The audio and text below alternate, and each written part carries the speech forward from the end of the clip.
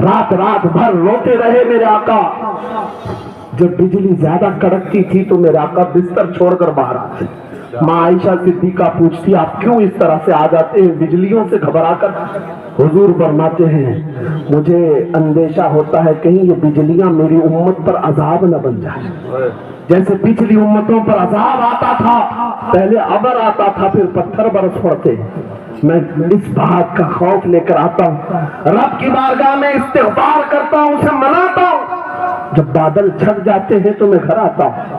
وہ رسول جس کے بارے میں اعلیٰ حضرت نے سچ کہا تھا، جو نہ بھولا ہم غریبوں کو رضا، یاد اس کی اپنی عادت کیجئے. اے نوجوانوں آج تم کہاں کس چکر میں پڑے ہو؟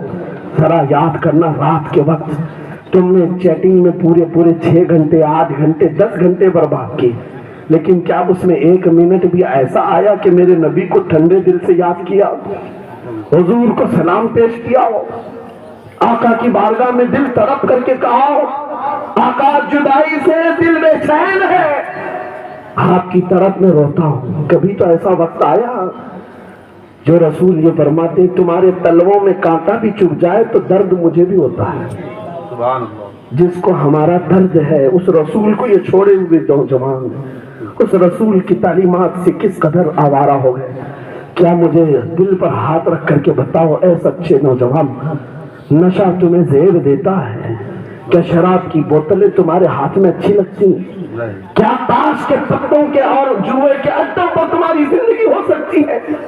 تمہیں اللہ نے خیر امت کا لقب دیا، قرآن میں تمہارے لیے فرمایا ہوا سماکم المسلمین، اس رب نے تمہارا نام مسلمان رکھا. آج تم نے اپنی ویلیو کو اپنی حیثیت کو کہاں گرا دیا؟ ایرا غیرا نتھو کھیرا آج ہم پر بھونکنے لگ گیا. شیر جب اپنی شیری چھوڑ دیتا ہے تو کتے بھی بھونکنے لگتے. آج یہ حالات اسی لیے ہے، جس کو دیکھو وہ ہمیں ٹارگٹ کرتا ہے.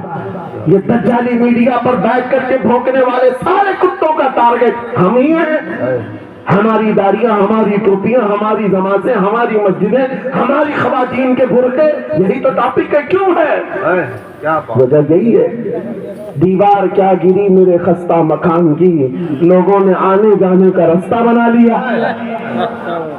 ہاں لوگوں نے آنے جانے کا رستہ بنا لیا ہے. آج ہر کوئی ہم پر سے گزرنے کو تیار ہے. ان کے سارے بلڈوزر ہمارے گھر توڑنے کو تیار ہے. اس حالات کے ذمہ دار نوجوانوں بدل ڈالو، اب زندگی کو بدل ڈالو. میں ایک بات کہتا ہوں، تمہارے احتجاجات، تمہارے پروٹیسٹ، تمہارے مظاہرے، تم ہزاروں کی تعداد میں روڈ پر نکل کر کے وہ طاقت نہیں دکھا سکتے جو عشق رسول کی طاقت دکھا سکتی ہے. تمہاری تعداد ایک بار کسی میدان میں جمع ہو کر نعرے لگا کر چلے جائے کچھ اثر نہیں ہوتا.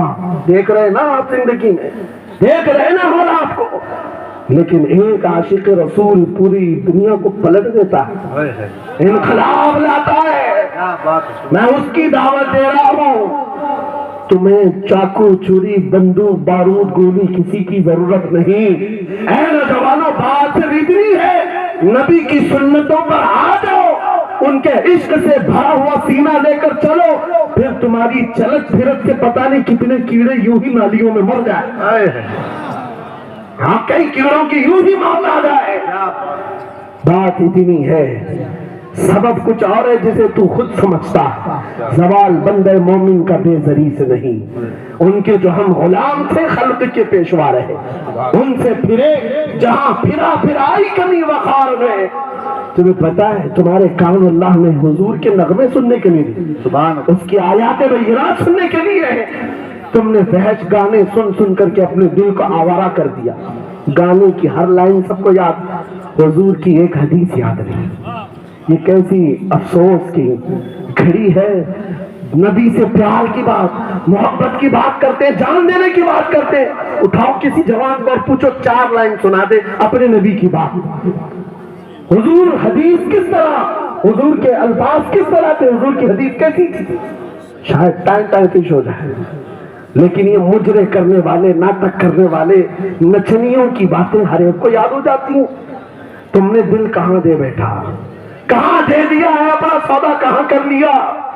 اے نوجوانوں، قیامت کے دن کو یاد رکھو، جان پگھلا دینے والا دن ہوگا۔ محشر کا وہ میدان جہاں سوا نیزے کے اوپر سورج لا کر کھڑا کر دیا جائے گا، حدیث پاک میں بھیجا پک پک کر کے کانوں سے ابل رہا ہوگا۔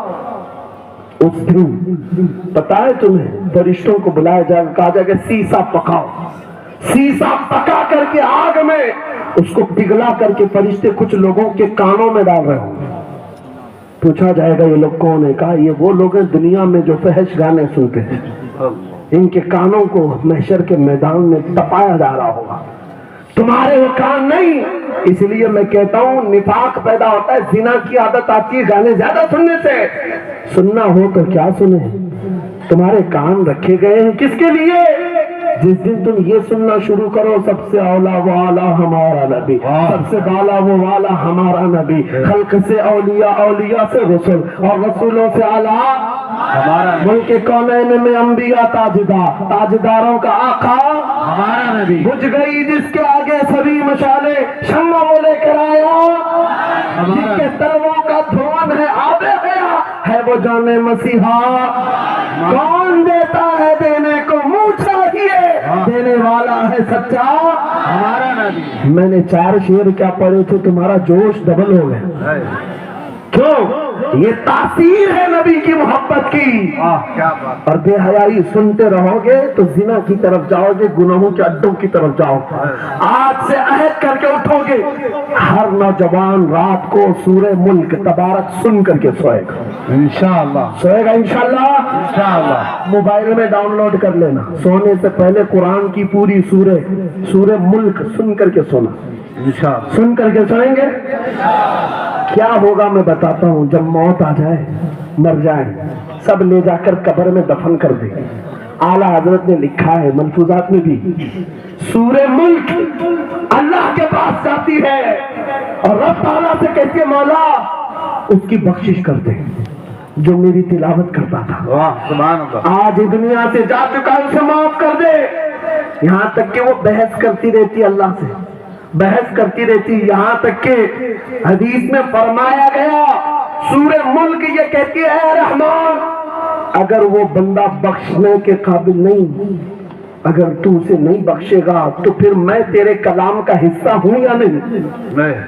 رب تعالیٰ فرماتا ہے ہاں تو میرے کلام کا حصہ ضرور ہے۔ سورہ ملک کہتی ہے مولا اگر میں تیرے کلام کا حصہ ہوں تو مجھے تلاوت کرنے والے کو معاف کر دے۔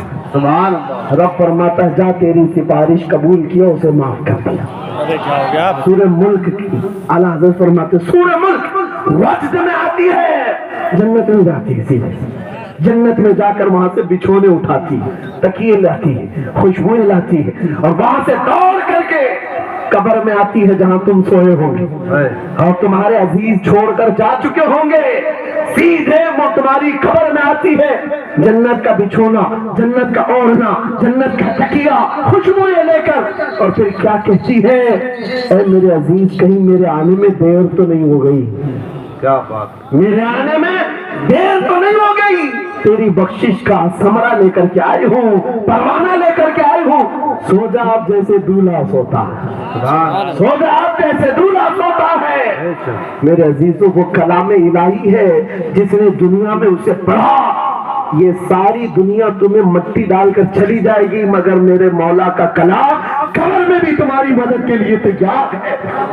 دوسری بات جب یہ آیت تلاوت کریں گے، دوسری بات ہم عاشقوں کی یہی ہے سونے سے پہلے یہ ضرور کہنا میں سو جاؤں یا مصطفیٰ کہتے کہتے، بھلے آنکھ سلے علا کہتے کہتے، اور حضور کو یاد کر کے سونا۔ کوئی تو رات آئے گی، کوئی تو رات آئے گی جب میری قسمت جاگے گی، گھر میں خوشبوئیں آئیں گی، وہ دن ضرور آئے گا میرے آقا گھر تشریف لائیں گے، اور جس دن وہ اپنا حسین چہرہ ہمیں دکھا دے، جس دن ہمیں وہ حسین چہرہ دکھا دے، پھر تمہاری زندگیوں کے کیا کہنے، تمہاری زندگیوں کے کیا کہنے، تمہارا چلنا پھرنا بدل جائے گا، تمہارے جینے کا سلیقہ بدل جائے گا، اور پھر ہوگا کیا میں آپ کو بتاؤں، تمہیں دنیا سے کوئی ڈرا بھی نہیں سکے گا، موت کی کیا دھمکی دے گا جو نبی کو دیکھنے کی تمنا کرتا ہے؟ آؤ آج ممبر سے میں کہتا ہوں، مارنا ہے میری گردن کو، پھانسی دینا ہے میری گردن کو، دے لو، کل ہی دے لو۔ اس بات کا ڈر نہیں ہے کیونکہ ہم اسی انتظار میں جی رہے ہیں، ادھر آنکھیں بند ہو، ادھر مدینے کے تاجدار کی زیارت ہو۔ اللہ اکبر۔ میں مروں تو میرے آقا، یہ ملائکہ سے کہنا اسے کوئی مت جگانا، ابھی آنکھ لگ گئی ہے، تیرے دامن کرم میں جسے نیند آ گئی ہے، وہ فنا نہ ہوگی اسے زندگی ملی ہے۔ اگر حضور کو دیکھنے کی طرف لے کر کے جیتے ہو نا، موت کا بھی درد نہیں آئے گا، موت کا درد بھی نہیں آئے گا، اور ڈر بھی نہیں آئے گا، خوف بھی نہیں آئے گا۔ دنیا سب سے زیادہ اگر کسی بات سے ڈرا سکتی ہے موت ہے، اس کے بعد کیا ہے؟ سب سے بڑی سزا دنیا کی موت ہے۔ موت مومن کے لیے حادثہ نہیں ہے، موت مومن کے لیے تحفہ ہے۔ عاشق رسول جب قبر میں جاتا ہے، ارے ایرا غیرہ نٹھو کھیرا کیا ڈرائے گا؟ قبر میں جانے کے بعد عاشق رسول کا حال تو یہ ہے، منکر نکیر آتے ہیں، کالی کالی نیلی نیلی آنکھیں، کالا چہرہ لے کر جب وہ جھنجھوڑ کر اٹھاتے ہیں، عاشق رسول کیا کہتا ہے جانتے ہیں؟ اب تو پائے ناز سے اے فرشتوں کیوں اٹھوں، اب تو پائے ناز سے اے فرشتوں کیوں اٹھوں، ارے مر کے پہنچا ہوں یہاں اس دل ربا کے واسطے، کیا بات ہے۔ حضور کو دیکھنے کے لیے آیا ہوں۔ حضور وہاں تشریف فرما ہوں گے، حضور کی اطلاعات وہاں پر بھی ہوگی۔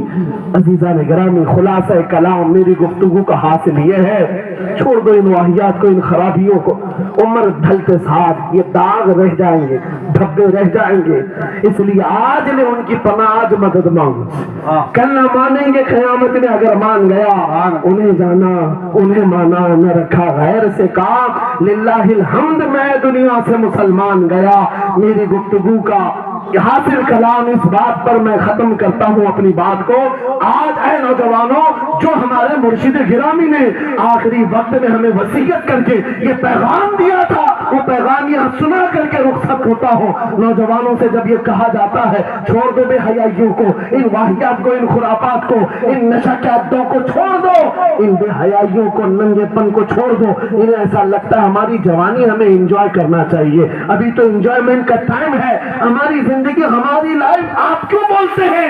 نہیں، تم دھوکے مت ہو، یہ زندگی تمہاری نہیں ہے، یہ لائف تمہاری نہیں ہے، یہ انجوائمنٹ تمہارا نہیں ہے۔ کیا ہے؟ سنو، بریلی کے تاج شریعہ کہتے ہیں زندگی یہ نہیں کسی کی کسی کے لیے، زندگی ہے نبی کی نبی کے لیے، نہ سمجھ مرتے ہیں زندگی کے لیے، جینا مرنا ہے سب کچھ نبی کے لیے۔ اللہ اکبر، یا رسول اللہ، مرحبا مرحبا مرحبا۔ آج یہ وعدہ کر کے اٹھیں گے میرے ساتھ کہ دنیا کل کو اگر دولت کا انبار لے کر کے آئے، حسن کے جواہرات لے کر کے آئے، دنیا کی قیمتی چیزیں لے کر کے آئے، ہم اس کو ٹھوکر ماریں گے، وعدہ کرتے ہیں انشاءاللہ۔ کروڑوں کی دولت رکھی ہو، ہم ٹھوکر ماریں گے اور دنیا کو پکار پکار کر کے یہ بتائیں گے میرے نبی سے میرا رشتہ، اپنا سب کچھ گنبد خضرا کل بھی تھا اور آج بھی ہے، بتلا دو گستاخ نبی کو غیرت سنی زندہ ہے، ان پہ مر مٹنے کا جذبہ کل بھی تھا اور لبیک یا رسول اللہ۔